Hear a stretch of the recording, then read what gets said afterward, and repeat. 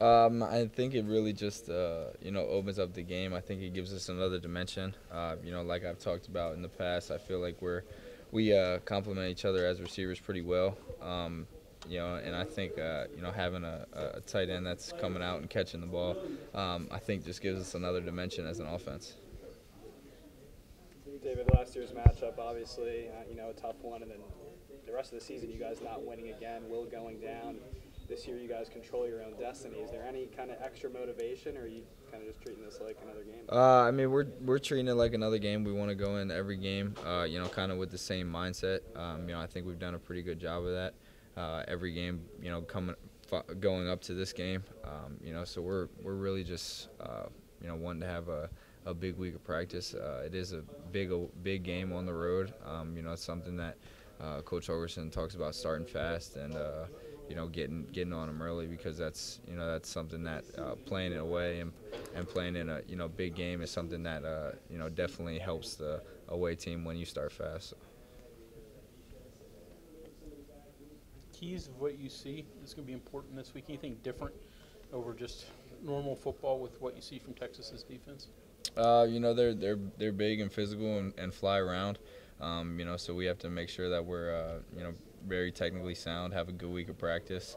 And we feel comfortable with that. If we have a good week of practice and everybody's doing what they're supposed to, then we'll be fine down there on Saturday.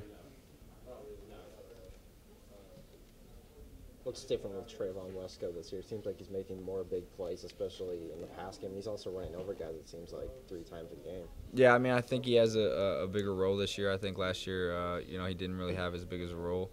We had Eli, who was a great player for us, and he kind of was a different kind of player. Wesco's more of a tight end type of body as opposed to, a fullback that Eli was. So I think his role is just, a lot bigger this year, and it's definitely showing out there on the field. But he's worked for it. He's had a great off season.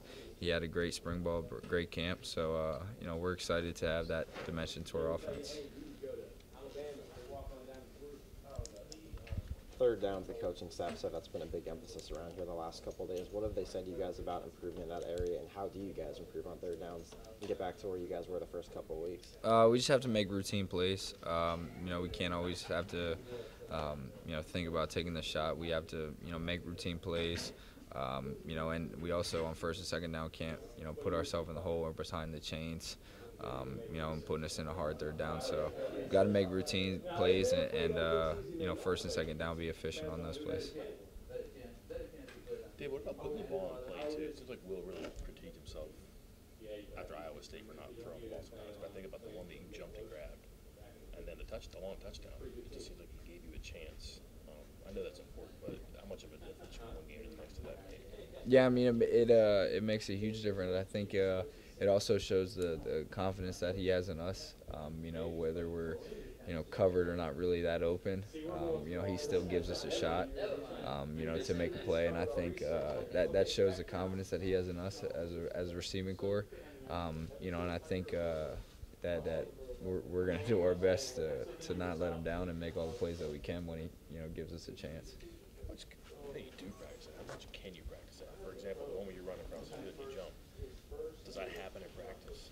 You know what I mean? That's something you can simulate. Sometimes it's a little different because it's not full contact, full tackle and everything. So defensive players attack the ball a little bit different in practice as opposed to a game and stuff like that. So it's tough to practice, but I'd say that we still have a pretty good connection. Even though we're not per se practicing that. Would mental awareness be a better way to put it? Because if you know the ball's out, all right, I'm gonna have to be ready to go get this at least, no matter where it is. Yeah, for sure. I mean, that's we know when the ball's in there. Coach Carey always talks about us is when the ball's in there, it's our ball. So we just try to make a play on it every time it's in there. How do you figure out this game where he throws you a great completion when you're totally covered, and then you guys run the perfect route and it's 1 inch off at the goal line?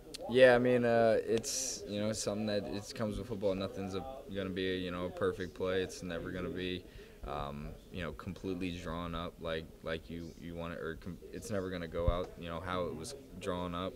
And that's football, and that's you got to improvise and stuff like that. So we didn't connect on the one, but we connected on some other big ones that maybe some people thought shouldn't have been completed. So that's just kind of where the game goes. What about that route, man? You had that guy just set up and turn around. Yeah, I mean, every which way. That's something we've worked on in practice. We said that if they press, we can kind of get them with the double moves and stuff like that. So that's something that we've just working. It's refreshing when everything you work on in practice, you go out there in the game and it it pans out and works. So.